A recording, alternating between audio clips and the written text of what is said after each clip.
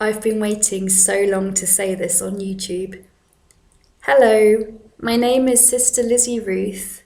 I'm Anglican, and for over 4 years I've been with the community of St. Mary the Virgin. This is actually the 130th video that I've made for this YouTube channel. It might be that this is the first of my videos that you've seen, or it might be that you've watched several of my past videos, in which just under 6 years ago I was preparing to leave my life in Leicester to explore religious life. After several months with 2 other communities, I came here in the spring of 2019 to the community of St. Mary the Virgin. It seemed sensible to me and to my community that for my first few months here I didn't make any YouTube videos, and also that I didn't make any while I was a postulant or a novice. A few weeks ago I completed my time in the novitiate and I'm now a sister under promise. I've been given the go-ahead to make an update video for you. So whether you're new to this channel or whether you've watched several of my videos before, here is a recap and an update of my Anglican sister journey to this point. Glory to the Father, and to the Son, and to the Holy Spirit, as it was in the beginning, is now, and shall be forever. Amen. For several years, I lived in a flat in Leicester city centre with various part-time jobs, and I was increasingly living a life that looked like some form of religious life. I was aware of religious life. I visited several different Anglican communities quite frequently as a guest. It was just none of those communities resonated with me in the sense that I thought about joining them. I was more aware of Benedictines and Franciscans, but I have just never felt called to those particular styles of religious life. After years of watching YouTube videos about religious life and reading about it, I realised that the Anglican Church had some religious communities that were a bit more close to the kind of thing I felt called to, a bit more kind of 50-50 contemplative active. I discovered which of those were in England, and one of them in particular stood out to me having looked at their website, so I made contact with them. First of all, I visited them for a long weekend, and then I visited another part of their same community for another long weekend. Later on, a few months later, I actually used some of my annual leave allowance to live with them for a fortnight as well. I asked them lots of questions and I read all that I could about the community, and something just felt so right to explore religious life that I just trusted that even if they weren't the right community for me, it just felt right to leave my life in Leicester to start exploring religious life, and I just trusted that God would get me to the right place if they weren't the right community. So having spoken with this community, which did a lot of about it did seem right, I set a date with them later in the year that I would, having sort of closed up my life in Leicester, I would move into their convent to explore with them. It was at that point 6 years ago, when I knew that I would be entering a convent in a few months' time, that this YouTube channel was born. I made these videos in the hope that they might inspire and help others in exploring religious life. In my videos, I was often either in my flat talking about my journey or answering questions about religious life as best I could. I also filmed myself around my life in Leicester, and I documented the whole process of going from being a working person living in a rented flat to entering a convent. This included the logistics of handing in my notice to my employers and my landlord, ending my various monthly payments, and fully vacating the flat I'd been renting. For a long while, the last video on this YouTube channel was the one from the 14th of August 2017, the day that I officially left Leicester to enter the convent. I actually wasn't sure if I would ever be allowed to make a YouTube video again. In that video, you will have watched me put my bags in my parents' car and drive off into the distance. This video will now pick up from where that video left off and fill you in on the last 5.5 years since I drove off into that distance.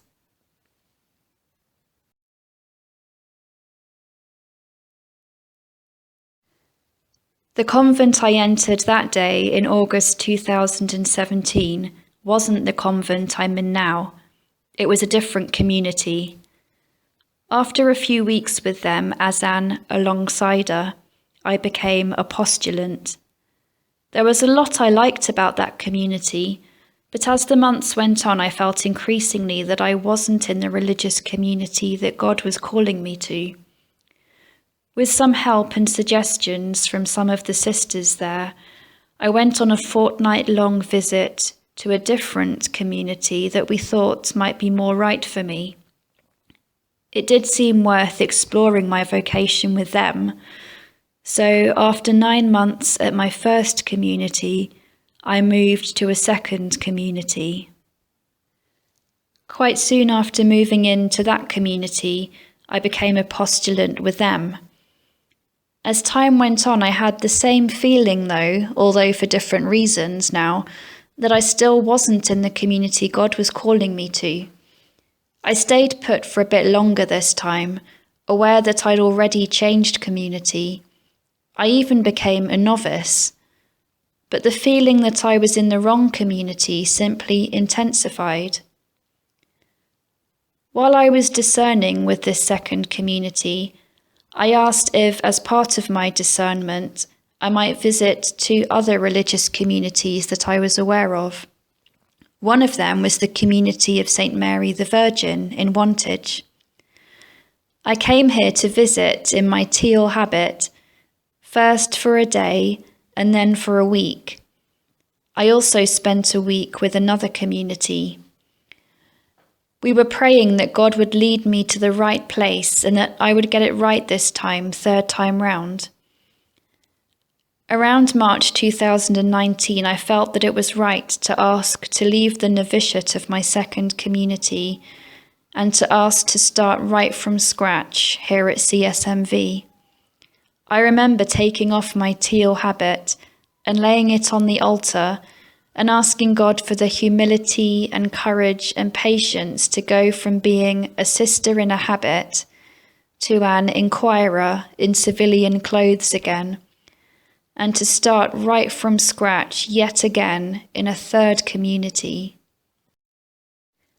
On the 2nd of April 2019, we had a farewell lunchtime Eucharist at the convent of my second community. After having lunch there and saying goodbye to the sisters, my parents drove me here to St. Mary's Convent in Wantage. I got here in time for Vespers. It was very strange and difficult at first, because when I'd last been here, I'd been in a habit and called sister, but now I was back to square one again, in normal clothes again, and simply Lizzie again. At my spiritual director's suggestion, who happened to be the mother of a different religious community herself, I asked to be an alongsider for a full 6 months before thinking about becoming a postulant. This was because I'd moved around so much, and in both previous communities it hadn't been until the 4 to 6 month mark that I started feeling in the wrong place. It would be good to put down roots and have a longer stretch of stability. For my first 7 months here, I was an alongsider. An alongsider is an umbrella term for someone who simply asks to have the experience of living with a religious community for a number of weeks or months. It's different from being a guest in retreat. An alongsider gets to experience the rhythms, the spirituality, and the fellowship of the community's life more intimately. There are some people who ask to be an alongside-er, not because they're thinking about becoming a sister themselves, but simply because they recognise they'd gained something valuable from a period living with a religious community.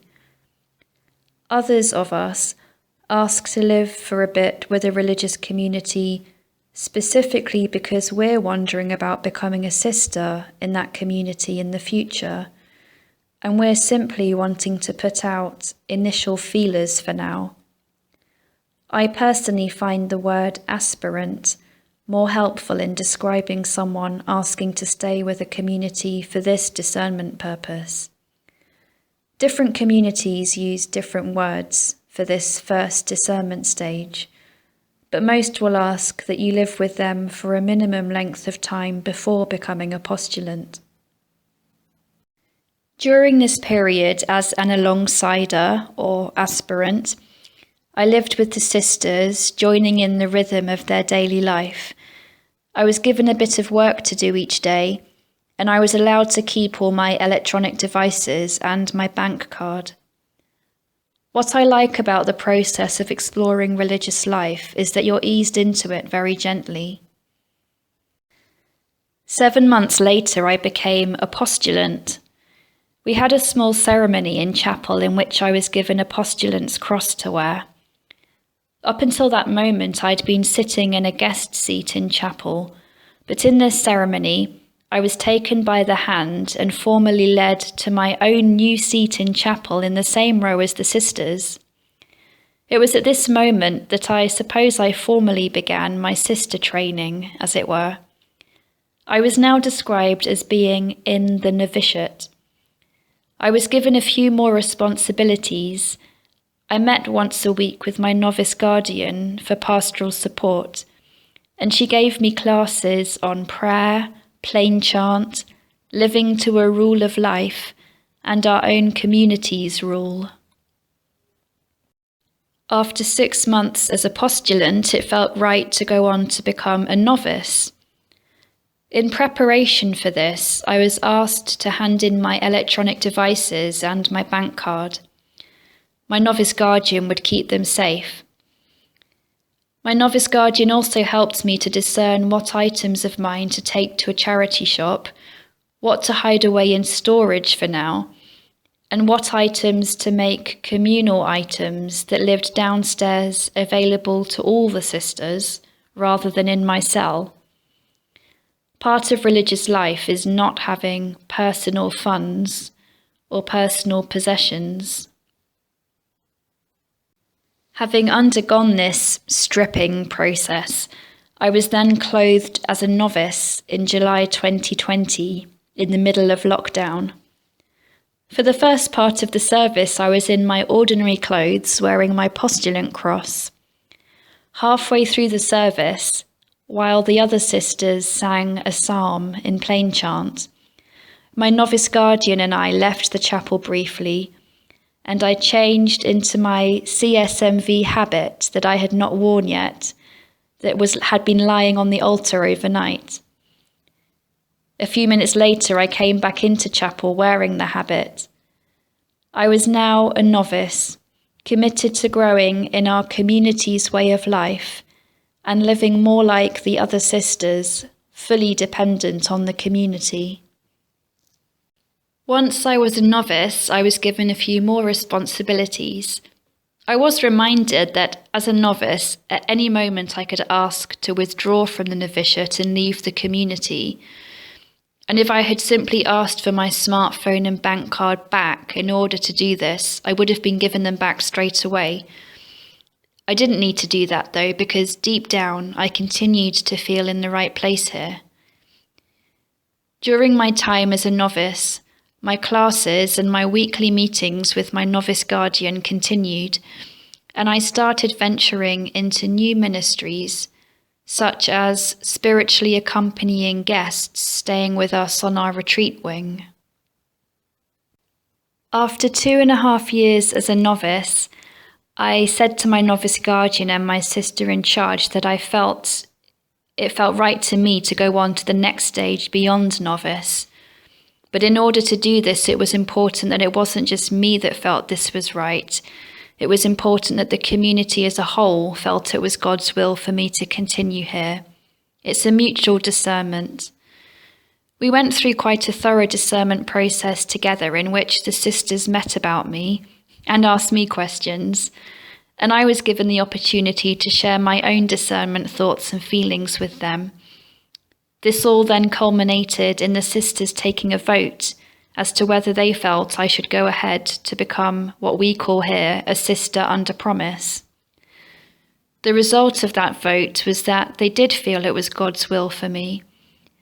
So after 2 3/4 years as a novice, I became a sister under promise a few weeks ago.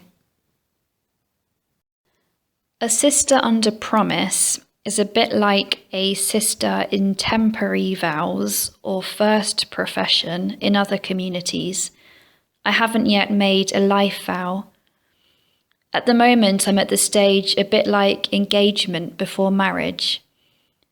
I'm now an equal with the other sisters, but I don't yet wear a ring on my finger or a girdle with 3 knots around my waist, which the professed sisters who've made a life vow do. At my promise service a few weeks ago, I promised to live in poverty, chastity, and obedience in accordance with our community's rule for a minimum of the next 2 years. Within the next 2 to 5 years, we need to come to a final decision as to whether it's right for me to go ahead to make my life vow with this community. Well, that brings you completely up to date now. I'm looking forward to making a second video soon, describing my community to you in my own words and sharing some photos of it with you. In the meantime, I'll put the link to my community's website in the description box below this video. So if you'd like to, you can explore that. And something on there on our website that I think you'll particularly find interesting, if you found this channel interesting, is I have done a kind of photo-based typical week in my life here, which will also show a typical day in the life of our community here at the convent. And under each photo, I've written a few sentences describing what's in the photo in our life. So do look for that if that sounds interesting to you. But yes, in due course, I will make this other video I'm excited to make, so look out for that too. Thank you for all your support and prayers from a distance over the past few years as I've been on this journey. And if you yourself are beginning to explore or even just start to wonder about religious life, please know that you also are being prayed for. And please know that there's a whole network of us who are wanting to help you discern where God's calling you. So in my life and in your life, let's see what God does next.